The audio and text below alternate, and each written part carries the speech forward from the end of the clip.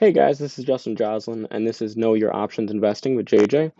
I'm restarting the channel as a Tesla-centered channel, but also I'll be going into other stocks, personal finance, investing in general, how to manage your money, economics, politics, etc.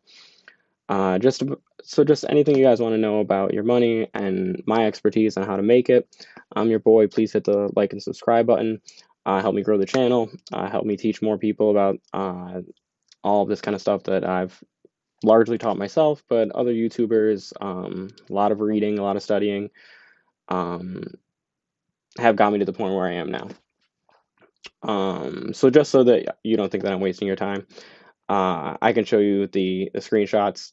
Um, I've made pretty good money when I started in 2016, 2017, 2018.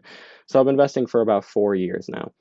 Last year was the first time that I made over six figures in 1 year from just investment and income alone.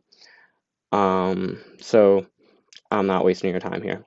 I can show you the proof if you really want it, but just listen to the things that I'm saying to you. Really try and understand it. Take a few minutes out of your time, out of your day to watch my videos. Let me do the hard work for you. Break it down for you, like other YouTubers have done for me, and you'll save yourself having to go to school for 4 years like I did, or having to sit in front of the screen and watch hours and hours of YouTube videos or study CNBC or Yahoo Finance or TD Ameritrade. Like I've spent countless hours studying this stuff, probably 1 to 3 hours a day on average for the past 4 to 5 years. Um, so that's how we got here.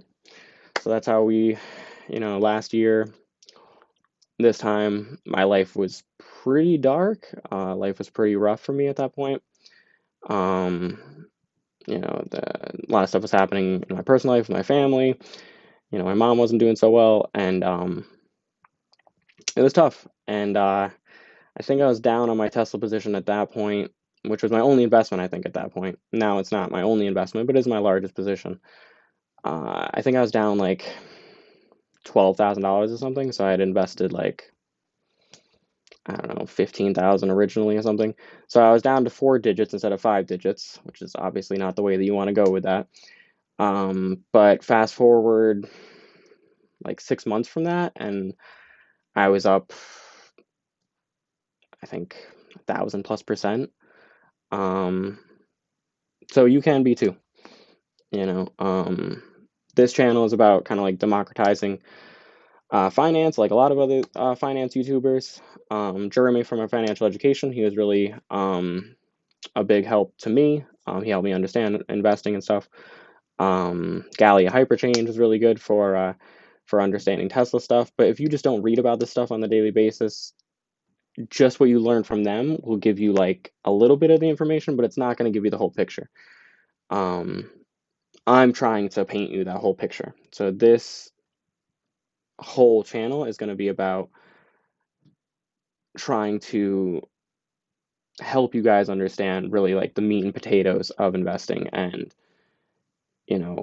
what the real risk of what you're investing is, what the likelihood that an investment's going to go 5x, 10x, 15x, 20x over the next 10 to 20 years. um if you guys want, I'll rate stocks from like 0 to 100 on what I think their chance of having any kind of sizable return in the future year to 3 years is. We'll go over options, which are a great way to leverage your money, a lot riskier. So I don't, encourage people with small amounts of money and a lot to lose. Like if you're playing with house money, it's totally different. If you made that money and over a short period of time and you kind of can afford to lose it, I guess, for lack of a better term, whatever, I guess, if you want to be super risky. Um, but I know quite a few people that have thought they were smarter than the game, and time decay killed them, and we'll go over all that. So anyway, all of you are probably here because Tesla once again is hitting all-time highs. Today it closed at 1,200 something. I don't really care, to be honest, because I have like 2 years until a couple options that I have expire, or a few options that I have expire rather. And then I have common stock on the side, and to be honest, I kind of want it to go down.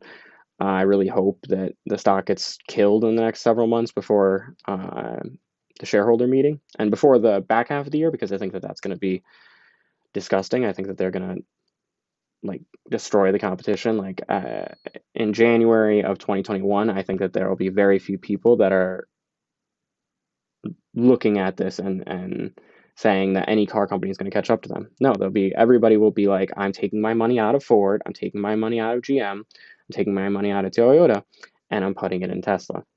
Because it's not even like they're just an automaker. We'll go into that later. There's no competition. Ford released their numbers today. They missed sales by like 33% for the quarter. Tesla almost had a record Q2. So last year, I think Tesla delivered 95,000. That was their best quarter two. This year, they delivered 90,500. So they missed it by like 4,500 vehicles. Not a big deal. Their Fremont factory, which is their biggest and most important factory, was closed for like more than half of the quarter. So it was not even a fair competition, because if they would have had that factory, they would have made more or produced and delivered more cars than they probably ever have in their entire company's history, and especially in quarter two, while all these other automakers are going away from the electric vehicle game because they can't afford to put the money in for R&D, and they're going to end up losing even more ground because it's a game of innovating and they're not changing the game. Like it's like Apple with the iPhone. If Samsung never made better phones, they wouldn't be selling any phones. But if you buy a Samsung S20, it's a good phone. And if you can deal with the Android platform and whatever, you don't really care that much. It's not that much different. Like, you can still do a lot with that phone. But if Samsung didn't really work super hard to have a really good display, whatever, nobody would buy a Samsung phone. And that's the way it's going to be with Tesla vehicles. I'm telling you, mark my words, mark it on your calendar. It's not even going to be close. Because from a software standpoint, and that's what people love about Apple products, it is the software, is that the things match. I mean, I'm making this video on my iPad, and I can like seamlessly go from my iPad to my phone.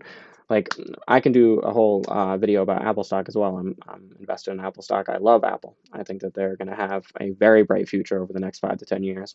I don't really care that their stores are closed right now. It doesn't matter that much, not in the long term.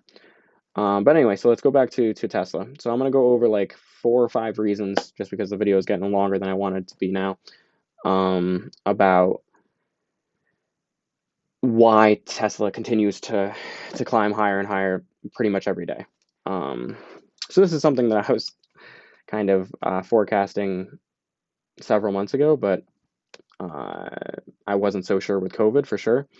But I'm going to make a series of videos about this kind of stuff to make the content more enjoyable and not take up too much of your time. So every video I'm going to try and keep like under 10 minutes. Just go through like, 2 to 5, 3 to 5, whatever points about Tesla stock or whatever other stock you guys want me to do. Please comment, like, subscribe, whatever, to help me build the channel. So that I can make a good, enjoyable, understandable content for you guys. So let's get into it. So number one for me is the Panasonic battery deal. So they inked a deal with Panasonic on June 10th, which is actually almost exactly to the day. I think it was maybe June 9th that Elon tweeted out. Elon Musk, the CEO of Tesla, tweeted out and was like, we need to get the semi-truck up and running, the program for the semi-truck. So likely the batteries that they secured in that battery deal with Panasonic that they're going to make in Nevada at the Gigafactory are going to come from Panasonic, or at least most of them are going to come from Panasonic. So they've solved that problem. They don't need to worry about where they're going to get the batteries from for the semi-truck. So I think that that's super important to the stock price, and is kind of built in more than people are believing. Because the real Tesla bulls, the people that won't sell their shares for anything for the next 10 to 20 years because they know the stock is going to get to 10,000 a share, 20,000 a share, 30,000 a share, they know that that's super important because it's like a 3-year deal. Nobody knows how many batteries or what amount of kilowatts of batteries it is, but it's probably something in the terawatts. So thousands of gigawatt hours, which is ridiculous. The semi-truck production is going to be starting very soon. Elon indicated like Q2, Q3, Q4. They just need like a shell of a factory to build it in. Honestly, I think that they'll build a tent outside of Nevada and maybe just build it there. Or maybe they'll build a tent outside of where they're going to build the factory in Texas. I'm not really sure where they're going to build the car exactly, but they're probably already making the batteries and the powertrains for it in Nevada to get it ready, because they're going to need a lot of them, and they're going to need a shitload of batteries because the semi truck's going to require a bunch of batteries. So that's super exciting, because that's really going to move the needle on transitioning the world to sustainable energy, which is the whole mission statement of the company. And regardless of whether you think that that's going to make them money or not, doesn't really matter. That is the point of the company. That's the whole reason that Elon made the company. So he's going to move towards that. So you need to understand that if you're going to try to understand the company. The Texas factory, I think it's going to be a lot of bureaucratic stuff to try and get the incentives and stuff going. But I think the fact that it's almost like set in stone that it's going to be near Austin, Texas, is a good thing. I think that, like, at least everybody kind of knowing that they have the option to exercise to buy that land. They haven't bought the land yet. A lot of nonsense articles are saying that they bought the land. They haven't bought the land yet, but they have the option to buy the land, which is good. You want the option to buy the land, but then they just lose out their little bit of premium if they don't end up getting the land. But now they still have leverage to say, like, okay, whatever, we don't like the incentives that we're getting, what have you.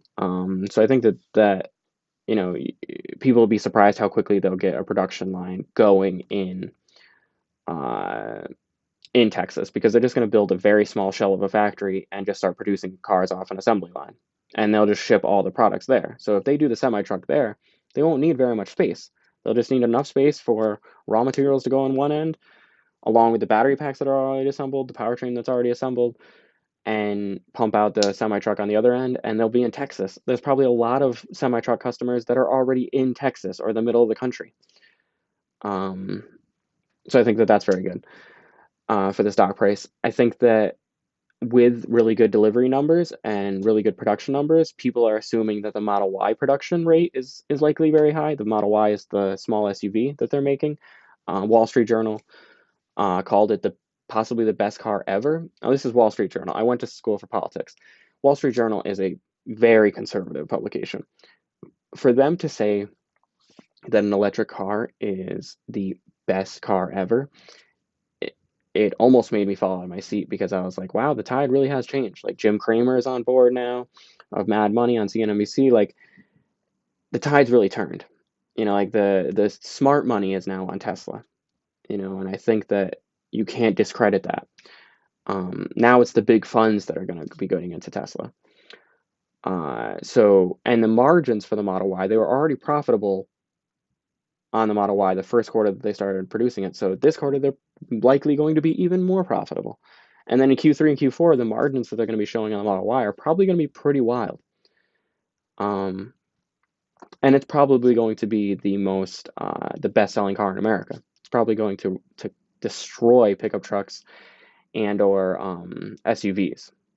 If it's not the best-selling car in America, it'll be like the third or fourth after like the pickup trucks. And then as soon as the semi truck's there, it'll probably be the semi truck, and then maybe a couple other trucks, because people are like stupidly loyal to their pickup truck brands. And then it'll be the Model Y in there, because the Model Y is like the perfect car. It has a hatchback. It's a perfectly sized SUV. They'll have a 7-seat option. There'll be no reason to get a different SUV other than the Model Y.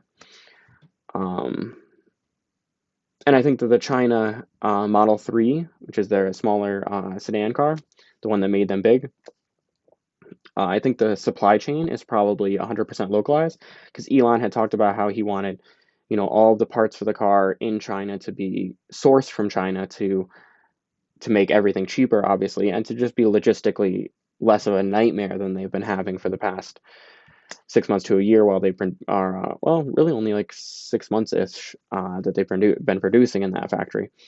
So they set the goal for like end of June. Now with COVID and everything, maybe not, but maybe COVID made them speed it up, because when the US closed down, they were probably like, shit, now we don't have car parts because the US is closing down in March, at the tail end of March, and now we don't have a way to make our vehicles because it's everything in the US is shut down and we can't get our parts from them. So probably it is 100% locally produced, which makes everything cheaper. Not even just the Chinese parts are cheaper, because they're not necessarily just always cheaper. That's not how math works. That's not how trade works. having them locally sourced and produced, you can get them to the factory sooner. You know, you might be able to get better deals on parts because you can buy more parts and store them at the factory rather than shipping them all and paying the shipping costs. Like, there's tons of different reasons you want your supply chain to be near um, the factory, which is the same thing with Texas. Like, they're going to love having an R&D center there in Texas and getting raw materials from different parts of Texas in the southeast, southwest, the northeast, and shipping the cars to customers when they start making the Model Y, the small SUV in Texas, shipping them to customers in Florida and the southeast US and even the northeast US will be easier than sending them on a car carrier all the way from California. It's just easier. Or putting them on rail. Like, it just takes too much time. Like, you don't get paid by the customer until the car is in their hands, and like now you're waiting with all this like, for cash flow, it's a nightmare. So those are the ones that we're going to go over today because I don't want to make the video too long. But if you guys really like this, please like, subscribe, share the video, share the channel with as many people as you know. I want to grow this community and keep making videos for this channel and kind of teach you guys about the kind of stuff that's made me worry a lot less about money. And I don't want you to have to worry about money either. So take it easy, guys. Happy 4th of July. Be well, and that's it. Go Tesla.